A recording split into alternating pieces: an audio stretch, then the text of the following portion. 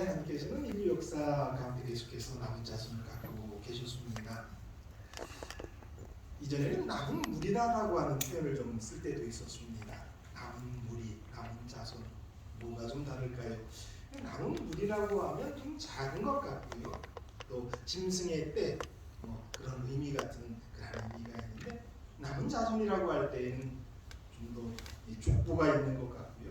좀 더 큰 무리처럼 여겨지기도 합니다.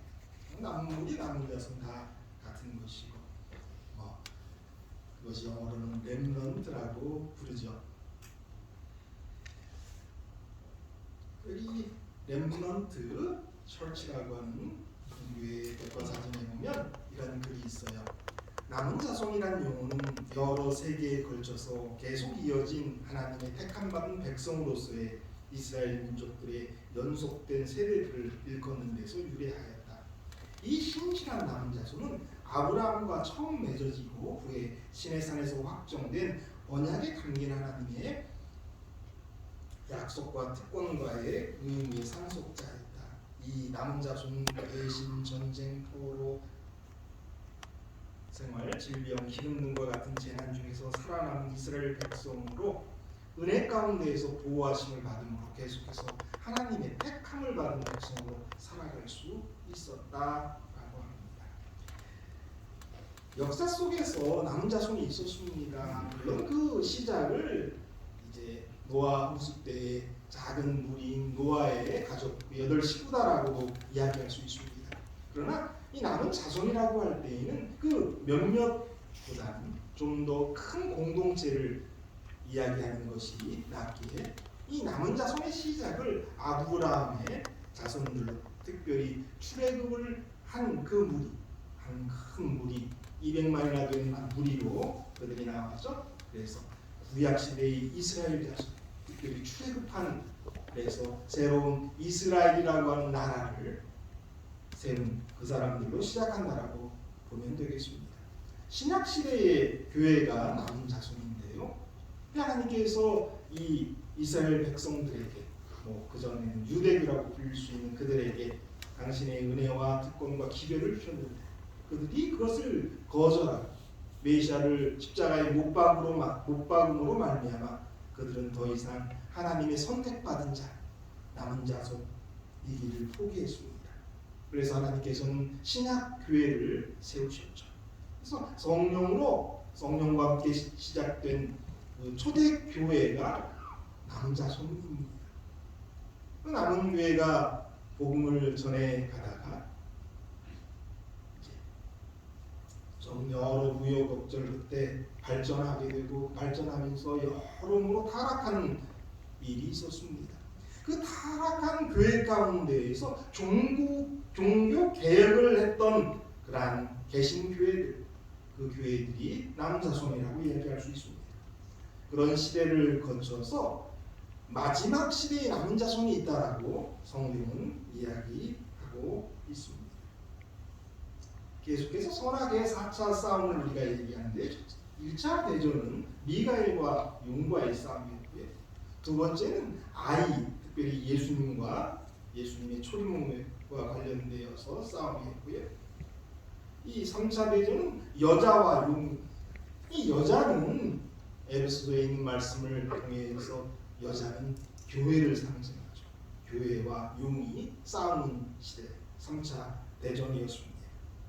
근데 마지막 4차 대전이 남은 자손과 용과의 싸움인데 그냥 남은 자손이 아니에요. 성경에 보면 어떤 표현이 있는지 우리가 이제 계속 배우죠. 그 표현은 뭐냐면 여자의 남은 자손이에요. 그러면 왜 마지막 싸움은 여자인 교회와의 싸움이 아니라 여자의 남은 자손과의 싸움일까요? 여자가 뭐라고 말씀드렸습니까? 여자가 교회라고 말씀드렸습니다. 그런데 그 교회가 타락해서 우리 하나님께서는 그 교회 가운데에서도 남은 교회, 그래서 여자의 남은 자손이다라고 하는 이름을 쓰고 계십니다. 그러니까 마지막 싸움은 사단이 교회라고 다 그들과 싸우지 않아요. 왜냐하면 그 교회가 사단화 되었기 때문에 그 교회와 싸우지 않고요. 여자의 남은 자손과 마지막 싸움을 할 것이다 라고 성경은 말하고 있는 겁니다. 그런 개념을 우리가 이해하기 위해서 비가시적인 교회와 가시적인 교회라고 하는 개념을 알 필요성이 있습니다. 비가시적인 교회, 비가시적, 한자를 써서 되게 어려운 것 같지만 가시적이 보이는 거니까 비가시적은 보이지 않는 거죠. 보이지 않는 교회, 그래서 무형교회라고도 불리는데요. 그런 교회가 있습니다. 이 비가시적인 교회가 어떤 교회인지 교리주의의 173페이지 보면 이렇게 설명하고 있습니다. 보편적 교회라고 불리는 비가시적 교회는 전 세계에 퍼져 있는 모든 하나님의 백성으로 소개된다. 이 교회는 가시적 교회 안에 있는 신자들과 비록 어떤 교회 조직에 속하지 않았을지라도 그리스도께서 자신들에게 주신 모든 빛을 따른 많은 사람들을 포함한다 라고 이야기합니다. 이 비가시적인 교회는 우리가 교회라고 하는 그 단어 의미 그대로예요. 교회가 어떤 뜻입니까? 에클레시아라고 해서 에클레시아의 뜻이 뭐예요? 불러냄을 받은 자다라고 하는 뜻이에요.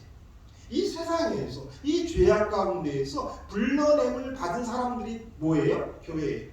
교회가 어떤 건물이 교회가 아니라 불러냄을, 죄와 세상 가운데에서 불러냄을 받은 자가 뭐라고요? 교회라고 해요.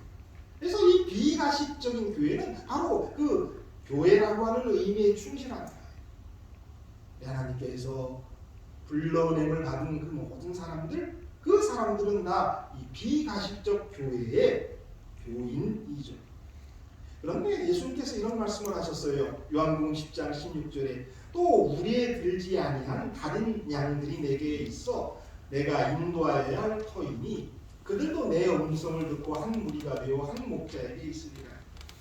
그러니까 우리의 들지 않은 사람들이 예수님에게는 있다라는 거예요.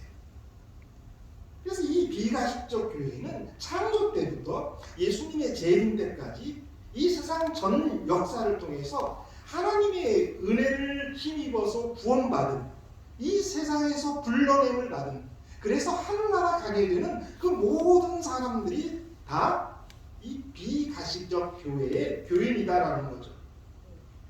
그래서 여기에는 그리스도를 구주로 받아들이고 또 어떤 타이틀의 교회의 일원으로서 활동하게 되고요. 근데 그럴 뿐 아니라 교회에 대해서 전혀 들은 바가 없지만은 하나님께서 그들에게 주신 그 양심에 따라 그 빛을 충실히 살아가는 그 사람도 여기에 포함될 수 있는 거예요. 그러니까 이 비가시적 교회는 하나님께서 알지 못하는 시대에는 그들에게 주신 그 양심에 따라 심판하시죠. 예수님에 대해서 들어보지 못했지만 양심에 따라서 그들이 살았던 그 사람까지도 다 이 비가시적 교회에 포함된다는 거죠. 그러니까 이 세상에서 태어나서 이 예수님을 받아들이고 교회에 다니고 혹 교회에 다니지 못했다 할지라도 우리 하나님의 뜻대로 살았던 사람들, 이 모든 사람은 다 비가시적 교회의 교인이고 그들은 구원받아 천국에 있을 것이다. 이렇게 생각하면 됩니다. 그들이 이 세상에 살지만은 그들의 시민권은 하늘에 있다. 그런 이야기를 여기 하고 있죠. 그러면 그 비가시적 교회와 반대되는 교회가 있는데 그것은 가시적 교회예요. 이 가시적 교회는 봉사를 위해서 조직된 하나님의 교회다.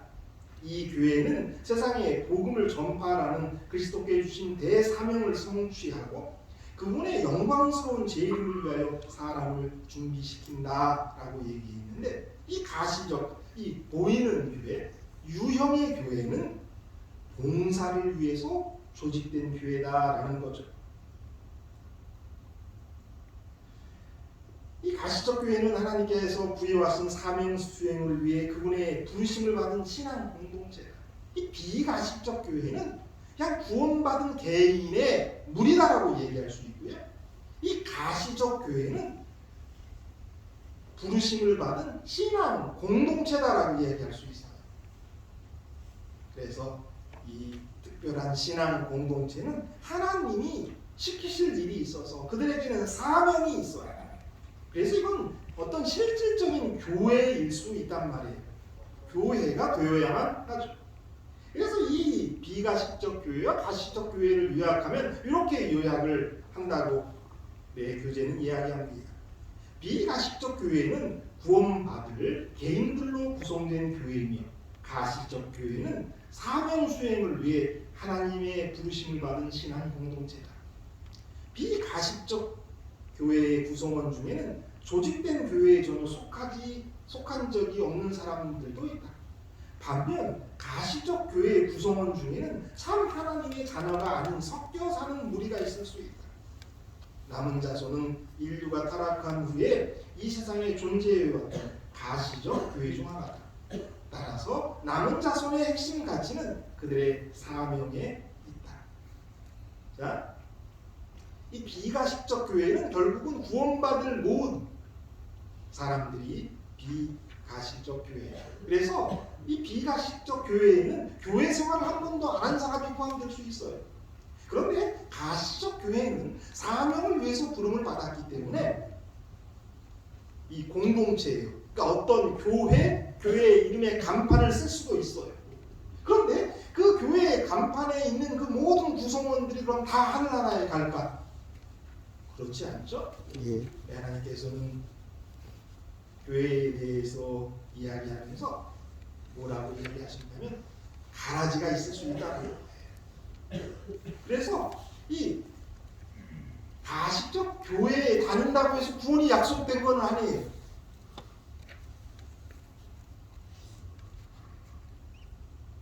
출애굽한 모든 백성들이 다 구원받을까요? 아니죠. 그들이 다 구원받지 못해요. 예수님께서도 12명의 제자를 이렇게 교육하시는데 그 중에 하나, 유다는 자살하고 말았어요. 그 무리에 있었잖아요. 그런 것처럼 그러니까 가시적 교회의 이론이다라고 해서 구원이 약속된 건 아니에요. 그러나 그 교회가, 그 공동체가 할 일을 하는 거죠.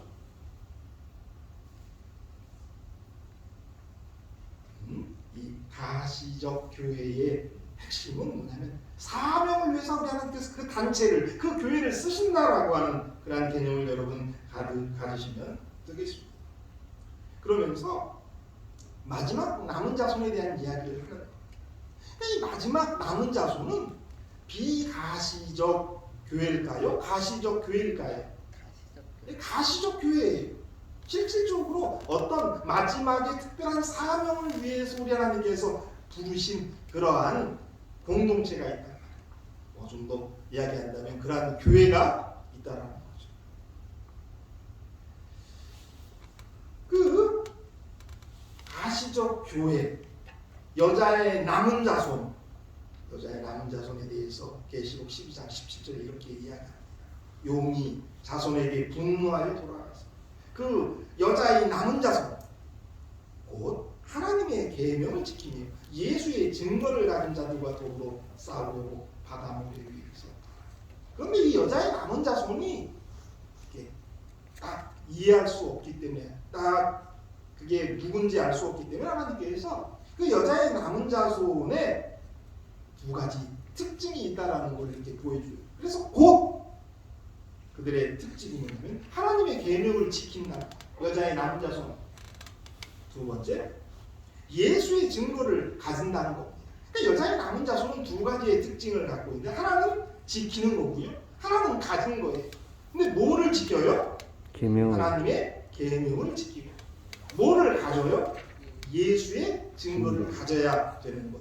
이게 여자의 남은 자손의 특징이란 말이에요. 그런데 성경은요, 계속해서 하나의 그 사상을 갖고 있는데 두 증인에 대한 이야기를 가지고 있어요. 신명기 19장 15절에 사람의 모든 악에 관하여 또한 모든 죄에 관하여는 한 증인으로만 정할 것이 아니에요. 두 증인의 입으로나 또는 세 증인의 입으로 그 사건을 확정할 것이다. 그래서 증인은 혼자로는 증인이 안 되고 적어도 증인의 기본 숫자는 몇 명이 돼야 된다고요? 그래서 유대의 법률은요, 하나님께서 그들에게 말씀하신 거예요. 두 사람만 증인을 쓰면 그 사람을 죽일 수도 있었어요. 그 사람이 이러이러한 하나님이 범하면 죽이라고 하는 그러한 사형의 죄, 그러한 죄에 대해서 증인 2명만 있으면 심판할 수 있었던 것이 법입니다. 그래서 두 증인이 언제나 중요한데요. 이것이 계속 신약에도 이어져요. 그래서 예수님께서도 교회의 문제를 해결할 때에 말을 잘 안 들으면 어떡하라고 했냐면 한두 사람을 데리고 가서 두세 증인의 입으로 말마다 확증하게 하라고 했어요. 신약에서도 이것 계속 이어져요. 고린도후서 13장 1절에 보면 사도 바울이 자기가 두세 증인의 입으로 말마다 확정하겠다. 내가 정말 이렇게 얘기했는지 증인 두세 명 놓고 이야기하겠다 라고 이야기하고 있단 말이에요. 그래서 이러한 사상은 예수님의 말씀 가운데서나 또 교회를 운영했던 사도 바울의 어떤 경험 속에서도 이야기하고 있는 거죠.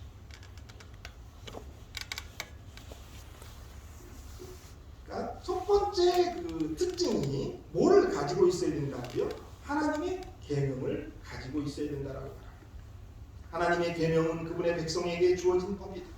따라서 우리가 계명을 지키는 것은 하나님의 백성이 되기 위해서가 아니라 하나님의 백성이기 때문에, 하나님의 율법을 지키는 것이 우리가 그 율법을 지켜서 구원받으려고 하나님의 계명을 지킵니까? 아니요. 우리는 하나님의 백성이기 때문에 율법을 지키는 거예요. 첫 번째 특징이 하나님의 계명입니다. 그런데 이 누구의 신원을 증명할 때 반복되는 것이 두 증인인데요. 이 첫 번째 증인이 이제 하나님의 계명 지키고 예수의 증거를 하는 건데, 이라는 것이 이게 성경에는 반복돼요. 선지자를 증명할 때 어떻게 해야 된다라고 얘기하냐면 이사야 8장 20절에 마땅히 율법과 증거의 말씀을 쫓을지니 그들이 말하는 바가 이 말씀에 맞지 아니하면 그들이 정령이 아침빛을 보지 못하고. 이 선지자가 정말 참 선지자인지 거짓 선지자인지 증명하는 방법을 성경이 이야기하는데요. 그 선지자의 하는 이야기가 율법과 증거의 말씀, 이 율법은 특별히 모세 오경을 강조하는 거고요. 증거의 말씀은 선지자의 글을 강조하는 거예요. 그러니까 결국은 선지자가 성경이 이야기하고 다른 얘기를 하면 그 선지자는 가짜다. 그런데 성경대로 모세 오경과 선지자의 글대로 하나님의 말씀을 전하면 그 선지자가 말하는 말이 사실이다라고 이야기해요. 그러니까 선지자를 증명하는 게 뭐예요? 율법과 증거의 말씀이에요. 예수님이 이 땅에 오셨을 때 빌립이 나다나엘에게 이제 빌립을 예수님께서 먼저 부르셨어요. 그래서 빌립이 이제 내가 메시아를 만났다라고 나다나엘에게 이야기하고 나다나엘을 데려오는데, 요한복음 1장 45절에 보면 예수님에 대해서 이렇게 설명해요. 모세가 율법에 기록하였고 여러 선지자가 기록한 그 메시아, 예수님에 대해서 증명을 할 때 모세가 율법에 기록했고 여러 선지자가 기록한 라고 이야기해요. 그러니까 예수님을 증명할 때 이 빌립은 율법과 선지자를 가지고 있어요. 근데 그것은 예수님도 마찬가지예요. 예수님도 실망해서, 당신이 죽고 실망해서 이제 엠마오로 가는 두 제자에게 나타나셔서 설명하시면서 누가복음 24장 27절이에요. 이에 모세와 및 모든 선지자의 글로 시작해서 모든 성경에 쓴 바 자기에 관한 것을 자세히 설명합니다. 여기에서도 뭐가 나와요? 이 모세는 뭐라고요? 모세 오경을 얘기하는 거고요. 그 모세 오경을 뭐라고 부르냐면 율법이라고 불러요. 그리고 선지자의 글, 선지서들.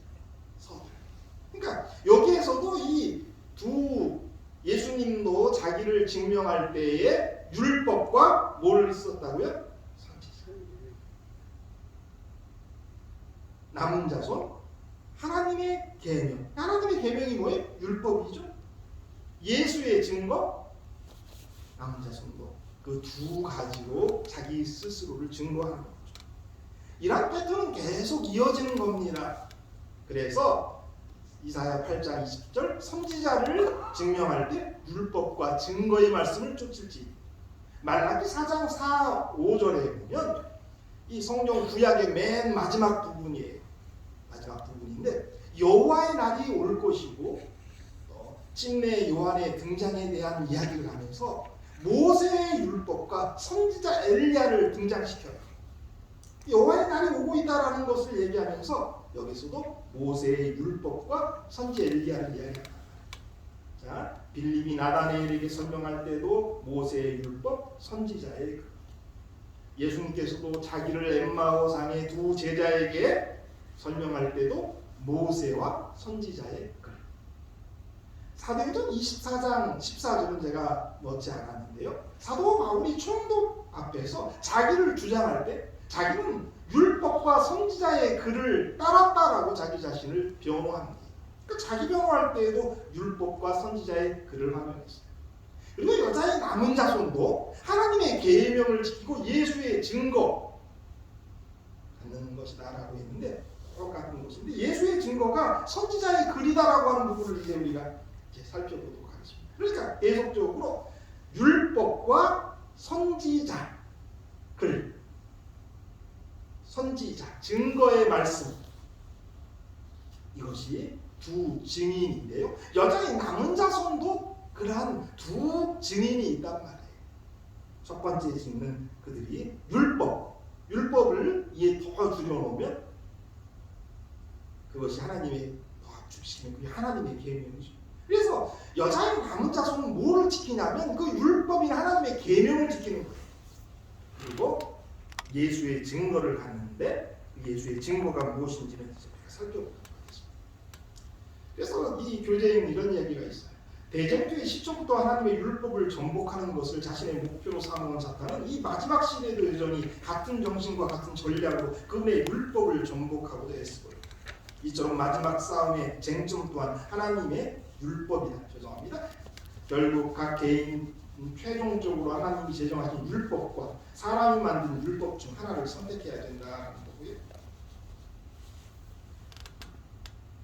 그러면 이제 시간이 많이 갔네요. 예수의 증거가 뭔지는 살펴보도록 하죠. 예수의 증거. 성경은 성경을 가지고 해석을 해야 돼요. 자, 하나님의 계명은 지켜. 예수의 증거는 가진 건데 그럼 예수의 증거가 뭔가 한번 살펴보죠. 예수의 증거는 뭐냐? 성경을 가지고 풀어야 되는데요. 계시록 19장 10절에 보면 이런 얘기가 있다. 예수의 증거는 뭐다? 대언의 영이다. 예수의 증거는 뭐라고요? 대언의 영이다. 대언의 영. 그런데 이 장면이 이제 어떻게 나오냐면 이제 사도 요한이 이 마지막의 계시들을 이렇게 천사가 와서 설명해 주는데 그때 너무 감동하고 감격해서 이 요한이 천사에게 절을 하려고 해요.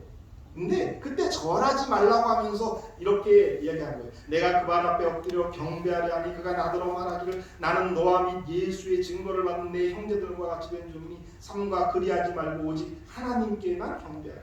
예수의 증거는 대언의. 근데 이런 장면이 또 하나 반복되는 장면이 있는데요. 그게 계시록 22장이에요. 다시 한번 사도 요한이 천사에게 절하려고 해요. 그때 천사가 또 이런 얘기를 하는데 그가 내게 말하기를 나는 너와 내 형제 선지자들과 또 이 두루마기의 말을 지키는 자들과 함께 된 종이니 그리하지 말고 하나님께 경배하라 하더라. 또 경배하려고 하니까 경배하지 말라고 하는 장면이 나오는데요. 이 반복되는 장면에서 천사가 사도 요한에게 한 얘기에 반복되는 것이 있는데 그게 이거예요. 천사가 얘기해요. 그러니까 나는 누구예요? 천사예요. 둘 다 똑같이 나가 파란색으로 나왔죠. 너는 누구예요? 사도 요한이에요. 그리고 내 형제가 나와요. 예수의 증언을 받은 내 형제. 예수의 증언을 누가 받아요? 내 형제가 받아요. 그러니까 여기 예수의 증언을 받은 세 사람이 나오는데요. 세 사람은 아니네요. 나, 천사, 누구? 사도 요한, 그리고 내 형제. 내 형제들까지 다 뭐를 받은 사람들이라고요? 예수의 증언을 받았다고요. 이해되시죠? 그런데 이 예수의 증언을 받은 사람들이 무엇인지 계시록 22장 9절에 더 설명하고 계신데요. 그게 뭐냐면 내 형제가 뭐라고요? 선지자라고요. 자, 보세요. 나, 너, 내 형제인데 내 형제가 뭐라고요? 내 형제? 선지자. 그래서 예수의 증언을 받은 자는 뭐가 되냐면 선지자가 되는 거예요. 선지자가 뭐가 선지자예요? 하나님의 말씀을 백성에게 가져가는 사람이 선지자예요. 그래서 천사도 선지자예요? 선지자죠. 그래서 이 천사가 얘기하는 거예요. 나, 너, 내 형제, 내 형제가 누굴까요? 선지자. 다른 예수님의 제자들, 또 그 이후에 하나님의 교회를 가르치는 교회 지도자들이었겠죠. 그런데 그들을 뭐라고 얘기해요? 선지자라고 얘기한단 말이에요. 그래서 증언을 받은 자는 뭐다라고 우리가 이 말씀들을 통해서 연관시킬 수 있냐면 선지자다라고 연관시킬 수가 있는 거예요. 신약시대에는 선지자가 없습니까? 아닙니다. 하나님께서는 교회의 은사, 성령을 주시면서 첫째는 뭐예요? 교회를 세운데 사도요. 둘째는 뭐예요? 선지자예요. 셋째는 교사예요. 근데 선지자가 많아요. 그래서 다 사도이겠느냐, 다 선지자이겠느냐, 다 교사이겠냐라고 하면서 선지자가 신약시대에도 있다라고 성경은 분명히 말합니다. 그래서 64페이지에 보면 예언의 신이라는 말은 예수의 증거는 대언의 영인데 대언의 영이다라고 하는 다른 번역이 예언의 신이에요. 예언의 신이라는 용어는 일반적으로 하나님이 선지자들을 통해서 사람들에게 주신 모든 영감받은 기별을 의미한다. 그러니까 우리 하나님께서 이 신약 시대에 많은 선지자를 두셨을까요? 두셨습니다.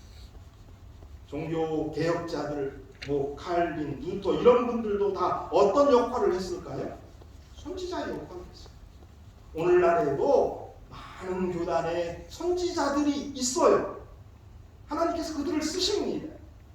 그런데 이 여자의 남은 자손과 관련되어서 특별히 사명, 마지막 때에 하나님의 기별을 전하고 또 선하게 큰 싸움에서 이길 그 여자의 남은 자손에게 준 선지자는 다른 선지자, 보편적인 선지자하고는 좀 다를 수 있는 거란 말이에요. 그래서 이 여자의 남은 자손의 특징이 그들이 뭐를 지킨다고요? 첫째, 하나님의 계명을 지키고, 두 번째 뭐를 가져요? 예수의 증거를 갖는데 예수의 증거가 대언의 영이고 그 예수의 증거를 받은 자가 선지자라고 했기 때문에 이 남은 자손, 여자의 남은 자손에게 특별한 그 사명을 위해서 쓰시는 그런 선지자가 있을 수 있다라는 것이죠. 그래서 본 교단에서는 그 예언의 은사, 특별히 그 마지막 사명을 위해서 부름받은 선지자가 있다라고 생각을 하고 그 선지자가 엘렌 G. 화이트라고 이야기하는 겁니다.